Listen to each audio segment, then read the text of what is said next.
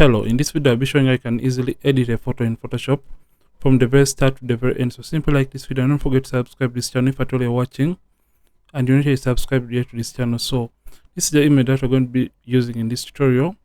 So to import the photo in Photoshop or to import your raw photo in Photoshop, simply right click and come to open with and choose the Photoshop version that you want to use to edit your raw image. So this is the image after loading in Photoshop, and it's going to automatically open up the camera raw filter.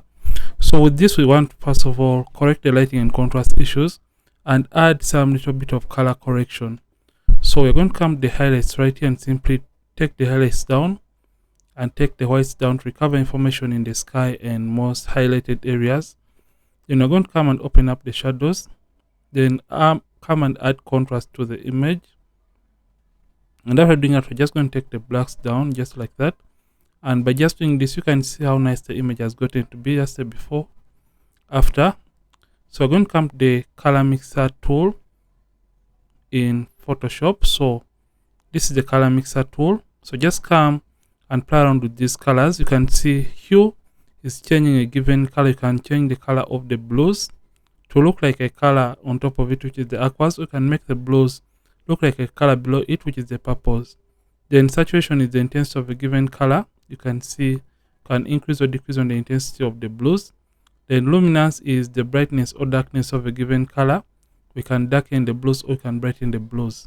So basically that is how hue and saturation is going to help us edit this very image. So we're going to come first of all the luminance and simply take the luminance of the blues down to around -29 is fine. So we're going to be darkening the blues, and we're also going to darken the oranges slightly to around -11 is fine. And we're going to come to the saturation and slightly increase on the saturation of the blues to around 10. And we're going to come to the hues and make the blues more like a aquas, just a little bit. Then come to where we can see the greens, and we're going to make the greens, the yellows towards the greens, and make the greens towards the yellows to make the color in the background pop a little bit more. You can see in this area. So in order to make the image better or to make it pop, you're going to come to the calibration panel and come to the saturation and simply come to the blue primary and simply take it up, and you can see how that is making the image pop even better. So I'll leave this at around 25, and you can see image before, after, before, after. So after doing this, just come and hit open in order to open the image in Photoshop for us to do the skin retouching and other final adjustments. So after loading the image in Photoshop, the very first thing we tend to do is cropping the image. So just come right here to the crop tool and select the crop tool and click into the image. You can see the ratio I'm using is 4508/10. So just come and crop it in a little bit and hit enter to approve the crop settings. So to remove this softbox right here, we're just going to come and get the spot healing brush tool and simply dab over that softbox to eliminate it, and it's going to do a pretty nice job. So after doing that, anything is going to be working on the skin or doing skin retouching on this very image. So just come to the background layer and press Ctrl J twice to create those two layers. Then double click to name this to color, and we're going to name the up layer to texture. So just like that, texture. And after doing that, just come and hide the texture layer and select the color layer. You're going to come to filter and we're going to come to blur and come to Gaussian blur. So we're going to simply click on the skin and take the radius down and start taking up the radius, slide up to a point whereby the textures are just starting to disappear from the image. So for these kinds of full body images, I tend to use a radius between 4 and 5 pixels, and I'll click OK. So just come and select the texture or high frequency and now activate it. Then you're going to come right here to image and come to apply image, and you can see right here we have 16, meaning this is a 16-bit image. Just come and select the color layer under the layer option.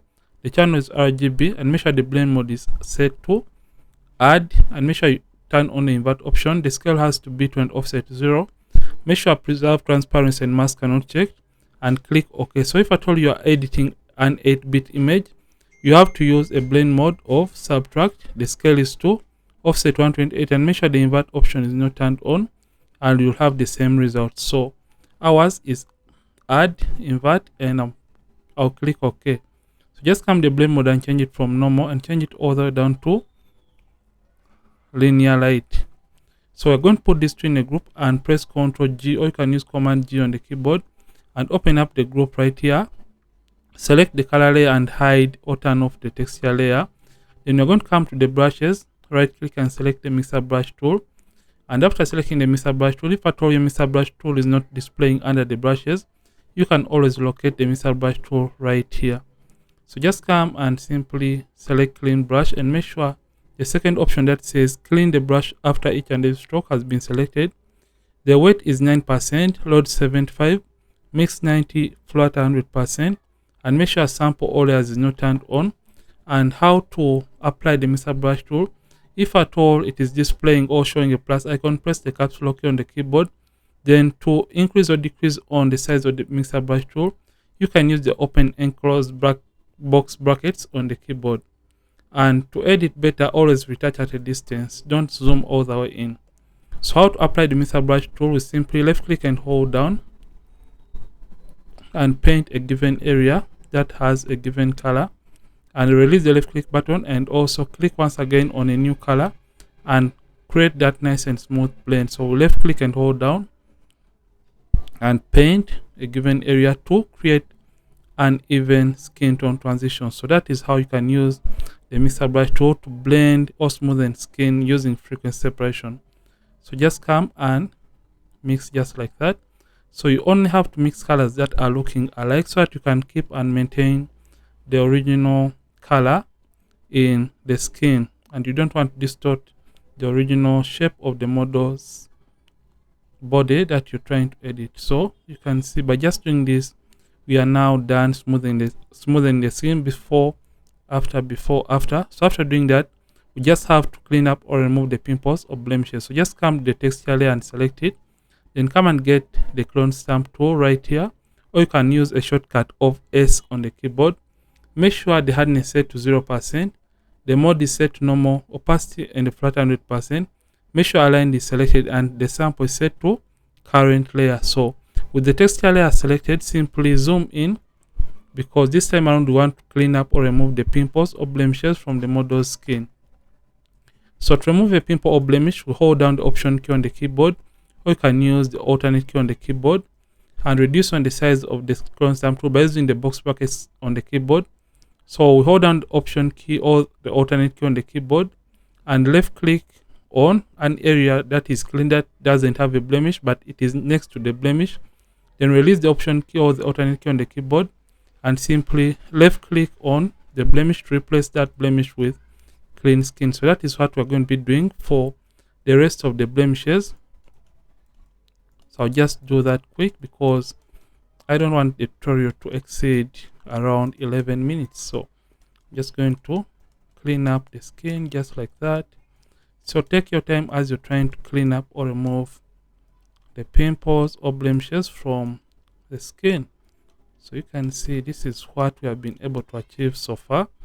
So I'll just come to the forehead area and simply clean up majority of the skin imperfection. So this is what we have been able to achieve so far.